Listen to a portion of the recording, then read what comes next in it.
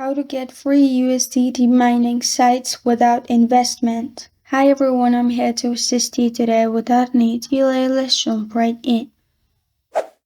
First, open Play Store on your device. In Play Store, search USDT Mining Crypto USDT Miner and install this app. After it's installed, open the app. You'll find this kind of screen pop up. In here, if you don't have an account, at the bottom, click on Sign Up. Then you will need to add your first name, last name, your email, create a password, re-enter, and then press on Sign Up at the bottom. After you've done that, you'll find this kind of screen. In here, click on Start at the top, and it will start mining USDT.